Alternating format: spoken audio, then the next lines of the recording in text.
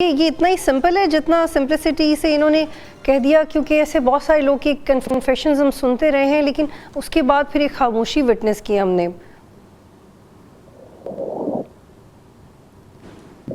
دیکھیں اس وقت بلوچستان میں واقعی صورتحال کافی تشویشناک ہے.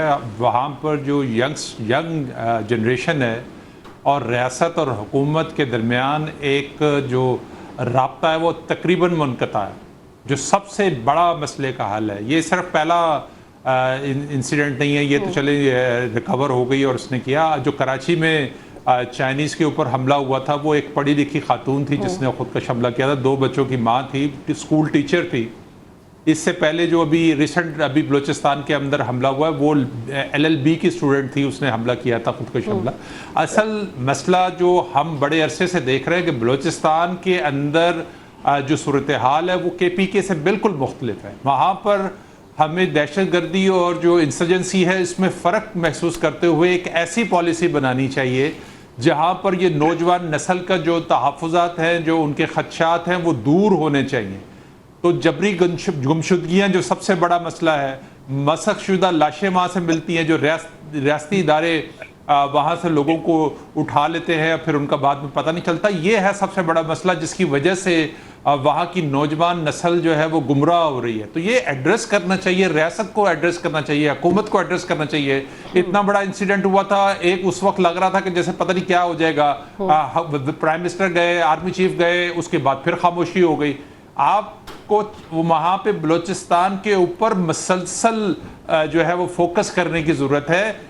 بلوچستان ایک پاکستان کا فائنینشیل ہب ہے، تو ہمیں اس میں یقینی طور پہ انٹرنیشنل پاورز نہیں چاہتی کہ وہاں پہ جو ہے حالات بہتر ہو. لیکن عادل صاحب آپ نے کہا ہے، امیر میں آپ کی طرف آؤں گی، کہ رابطہ منقطع ہے بلوچستان اور ریاست کے درمیان، ایک بات. اور دوسری بات یہ کہ ایسی مثالیں جب آتی ہیں تو اس سے جو کانفیڈنس بلڈنگ میئرز ہیں میڈیا اور گورنمنٹ کے درمیان، بلوچستان اور میڈیا کے درمیان، ڈسگرنٹلڈ بلوچ اینڈ گورنمنٹ کے درمیان، یہ جتنے سارے فریق ہیں، بجائے کہ ان کا کانفیڈنس ایک دوسرے پہ بڑھے وہ مزید کم ہو جاتا ہے جب ہم کچھ اس طرح کی ڈیولپمنٹ دیکھتے ہیں جو کچھ دیر پہلے میں نے آپ کو دکھا.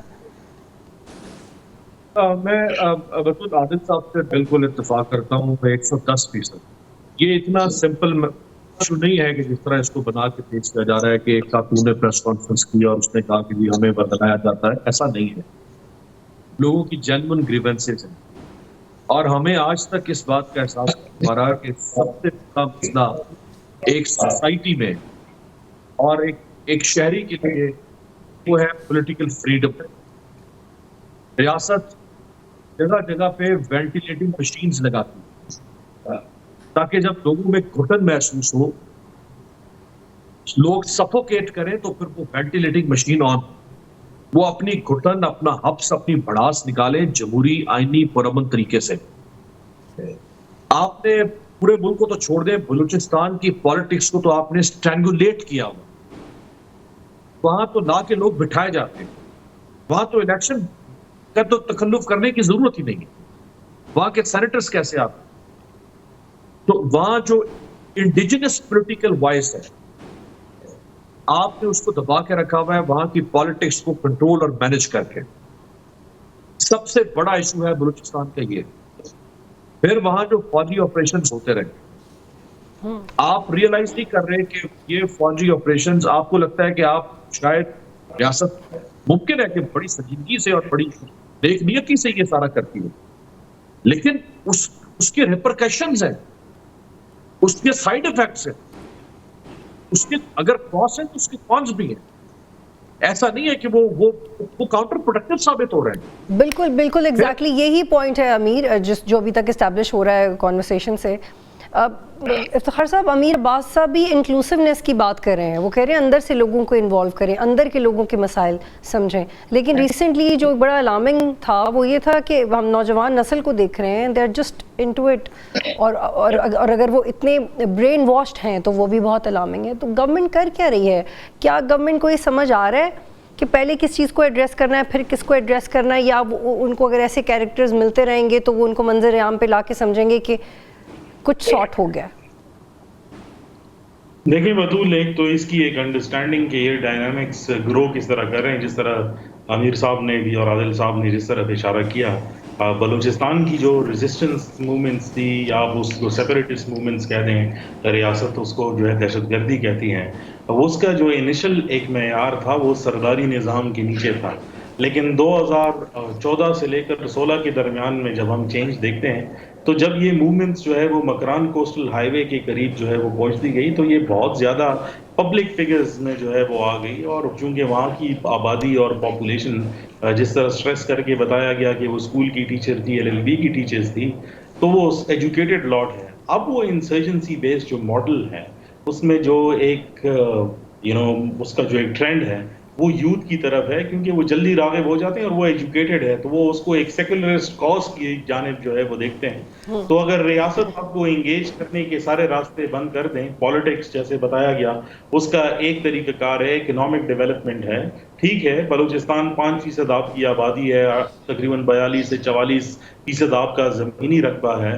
تو جس ایریا سے آپ سب سے زیادہ جو ہے وہ ایکسٹریکشن کر رہے ہیں in terms of economic benefits, اگر وہاں پر وہ نظر نہیں آتی تو ان کی مرحومی کا احساس میرے خیال میں اتنی کوئی اسٹانشنگ بات نہیں ہے. تو اس میں ایک خاتون کا نکل آنا اور تو وہ اس طرح نظر نہیں آتا کہ یہ اسے ریزالو ہو جائے گا یا اتنا سمپل ہے.